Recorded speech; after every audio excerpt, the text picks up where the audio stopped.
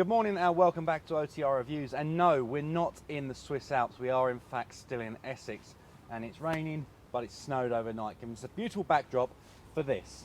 Kia's E-Niro, updated, electric, and better than ever. And today I'm going to tell you why this car is a multiple award winner. Let's start with specifications like we normally do. But first I need to tell you a little bit about Kia and the way they do things. With most manufacturers, you get the specification of the car and then you can add optional extras to it. Not with Kia, you simply get the specifications and they get more extras as you go up the lineup. So let's start here on the E-Niro with the 2. The 2 starts from £29,595, comes with a 180 mile range, the 8-inch Kia touchscreen with Android Auto and Apple CarPlay as standard, a reversing camera, smart cruise control, and the 7-inch digital speedometer cluster. Next up we have the 3, coming in at £33,850. The 3 on top of the 2 comes with 282 mile range, which makes it much more user friendly. It comes with the 10.25-inch touchscreen with EU mapping, heated front seats, wireless charging, and again the smart cruise control system. And finally we have the 4 Plus that we have today, with a 282 mile range, a 10.25-inch touchscreen, an 8-speaker JBL sound system, heated front and rear seats, ventilated seats, the blind spot information system with cross traffic alert, and the full LED headlights. Now let's talk about the E-Niro's practicality, and first off we're going to run you through some of the futuristic features it's got on it, starting with the regenerative braking system. On the back of the steering wheel you can see here we have 2 chrome effect paddles. What they do is when you lift off the throttle, the car starts braking but not using the conventional brakes. It's using a system that converts the kinetic energy into electrical energy and returns it to the battery. Don't expect this to recharge your battery all the time and keep the car running forever, because it just won't. But if you're decelerating off a motorway slip road, you can easily get a mile to a mile and a half worth of range back into the battery. Round town, you're going to look at 0.1, 0.2 of a mile for a traditional recharge stop. You do have 4 levels of this. You could go up with the left paddle and down with the right paddle. But if you want it to be fully automatic, you simply hold the down paddle for 5 seconds and you get a little symbol on the dash which shows you it's now in automatic mode. The E-Niro also comes with a system, as I mentioned before, called Smart Cruise Control, which uses the radar guidance system just here. What it does is you set your speed up and the car will follow the car in front with its lane keep system as well. It will slow down as it needs to if the car in front slows down, and if the car in front speeds up, the E-Niro will re-speed up to the speed you set it to hold itself at. The E-Niro also features forward collision assist, like many cars do nowadays, and it works in similar ways. The little box here is again another radar sensor which will detect the car in front. If the car detects you're going to have a collision, you'll get an audible warning and an alert on dashboard, and if you fail to adhere to this, the E-Niro will slam on its brakes to hopefully avoid the collision. Interior storage on the E-Niro is good as well, with medium-sized cubby holes on both the front doors and cup holders in the rear doors. As we look inside, you'll notice the centre console is nicely raised, making up for the lack of space in the doors with this large space in the bottom. And we move over in the middle, you have the centre console, which is nice and deep, and a big expanse of space in the middle, which can convert into cup holders when the buttons are pressed. The E-Niro also has lane follow assist, and what this does is in traffic you set the car's cruise control up and it will follow the car in front, bringing the car to a complete stop in the traffic. This means moving the car forward in traffic is much easier. What I will say for electric cars is they are blisteringly quick off the line, and that's because there's no spool up delay, unlike your conventional petrol and diesel engines, which can catch new electric car drivers out. For example, the E-Niro weighs 1.8 tonnes but will accelerate from 0 to 60 in 7.4 seconds, which is much faster than a Fiesta ST.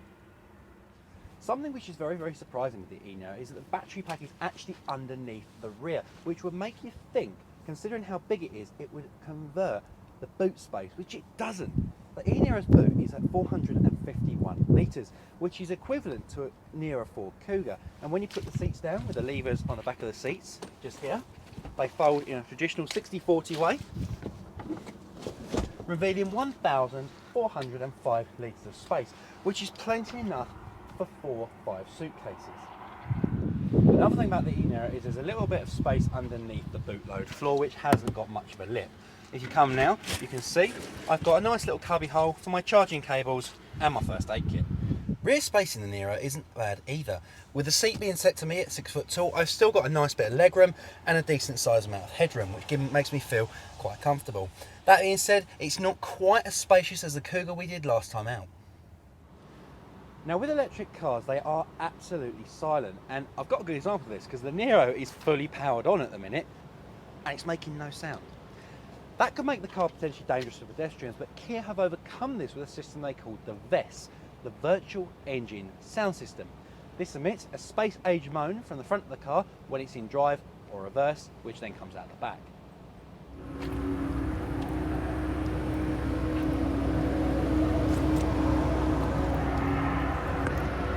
Now let's talk charging times for the E-Niro, and you can charge it from two types of charger at your home. Firstly is the 2.3 kilowatt 3-pin plug, which takes around 29 hours from empty. Next, if you have a home power point with a 7.3 kilowatt charger, you can do it in just 9 hours and 50 minutes. This car does qualify for the government's OLEV grant, which will get you £350 off of a PowerPoint charger in your home, and with Kia you can have it fitted from £450, including the £350 grant. The E-Niro also features fast charge capabilities from a public DC charger. If you plug this car in to a 50 kilowatt charger, it will charge to 80% in 1 hour 15 minutes. And if you plug it into 100 kilowatt, it will charge to 80% in just 54 minutes, meaning that this car is firmly set on the future.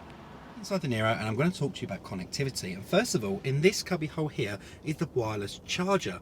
Now when your phone's in here, you get a little light just here up here, just to tell you your phone's on charge. Looking just below that, you have two USB chargers with one that's hidden behind a flap for some unknown reason, a 12 volt connector on the other side, and if we move into the center console, you'll see a third USB. Now, a little bit of a bad point for the Niro here is that it has no rear connectivity, meaning rear passengers have to plug their equipment into the front for it to charge. Now I'm going to show you one of my favourite features on the Niro, which is in this 10.25 inch touchscreen, which is wonderfully integrated into the centre dash. If we go into the electric vehicle settings and then press the map, you get a little blue and white ring to show you where you can get on the current charge. So as we can see, at 96% I could drive to Amsterdam or Paris for my lunch. And now I'm going to show you around the styling of the E-Niro and why I like this car. But first of all, we're going to start with the colour range. The E-Niro comes in 5 colours and comes in silky silver as standard. Or for £585 you can have metallic paint from midnight black, the absolutely beautiful white pearl we have today, yacht blue, or interstellar grey. Before I talk about generalised styling of the E-Niro, I'm going to tell you about the electrical styling. Now, over the normal Niro, you'll notice we don't have a grille here, and that's because there's no engine under the bonnet to cool, just an electric motor. So this is just a solid bit of bodywork to allow air to flow over the car smoothly. Staying at the front, at the bottom here we have these beautiful turquoise accents. I'd call them more aquamarine, and this is a testament to the car being an electric motor, and they go around the back as well. Now if you come with me, I'm going to show you a couple little small features, and they are little things, but they help extend the car's range. First off, we have the windscreen wipers, which have been designed with airflow in mind, and the wing mirrors, which are long and sweeping to allow air to run off. And finally, the alloy wheels. Even the alloys on the E-Niro have been designed to maximise airflow and efficiency, with very little holing and smooth design to allow air to just run down the side of the car along the side accent. And now for the generalised styling. So first of all, we're going to talk about the fog lights, which have got this beautiful arrowhead design pointing to the front of the car, and then we come up to these wonderfully high set angular LED headlights, which just make the E-Niro look fantastically aggressive. Moving down the side, you can notice the body styling is quite simple, with just the one flare down on the bottom. And now I'm going to take you around the back, because this is where the E-Niro gets really handsome. As we come to the back of the E-Niro, you'll first notice the black spoiler at the top, which just gives it a little bit of a sporty feel. As you come down, again, beautifully high set LED rear lights, which integrate into the rear screen and the boot lid absolutely beautifully.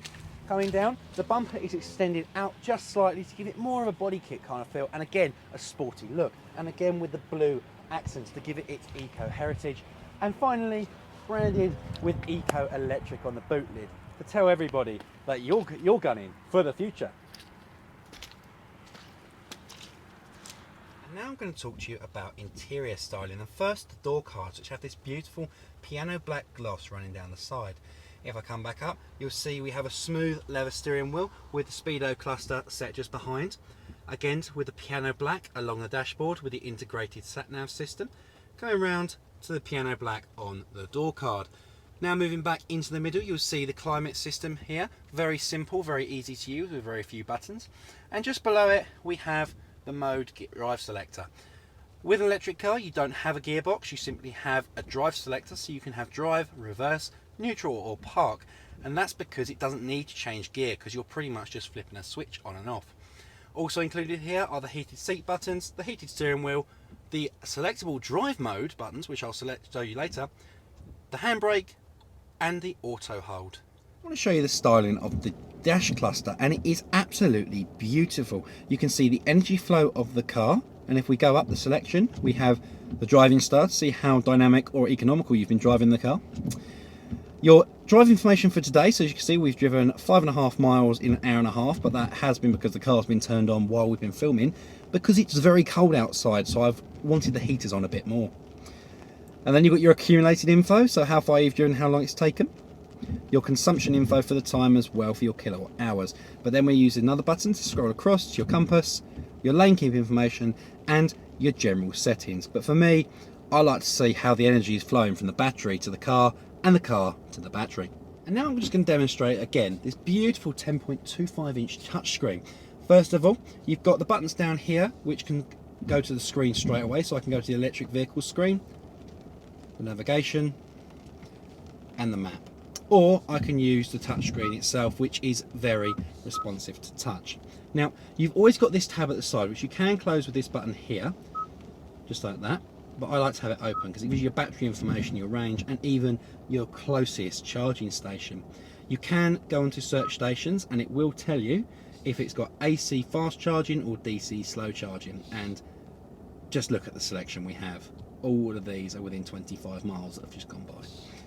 Now we're going to go back to the electric vehicle screen, and we first of all have the energy information here and the battery life. We have eco driving here as well, so this shows me how much CO2 I've saved by driving an electric car. A bit gimmicky, I'll give you, but it's nice to see how much I've saved the planet.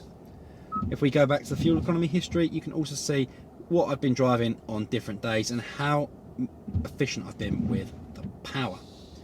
Heading back again, we then have this charge management system, which is probably my favourite because I can tell it when I'm next going to leave my house, and if it's plugged in charging, I can ask it to heat the cabin up to a set temperature. So this morning we've had snow, it's 3 degrees, so to get into a car that was already warm to 26 degrees was lovely. The seats in the E-Niro are absolutely lovely as well. They are full leather with this beautiful white piping on the side. They've got lovely support at the front with beautifully big side supports holding you in place. And as we move up, you've got a nice huge headrest with lots of padding in as well. It's worth mentioning that in the 4 Plus, the driver's seat has 8-way adjustable, including lumbar support, making the Niro a beautiful place to drive.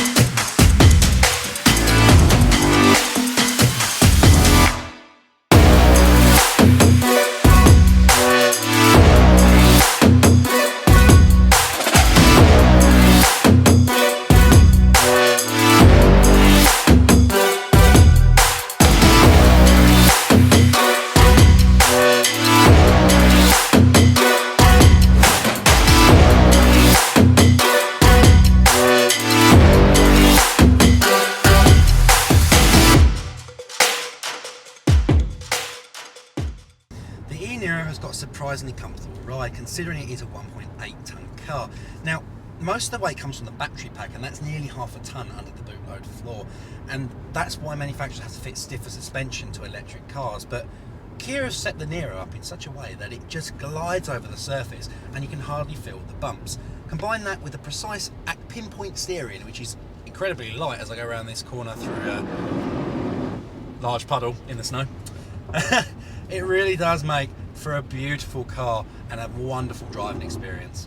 One thing that I'm really struggling to get used to is the lack of noise in this cabin. I'm having to adjust my voice level quite often when doing this video in, sheerly because I'm not used to filming an electric car. I'm normally used to trying to drown out a diesel or a petrol hum as I'm driving along, but this is just, it's surreal, it's wonderful, it's very relaxing. All I can hear is the tyres on the road and the wind against the windscreen, and it really is a calming experience.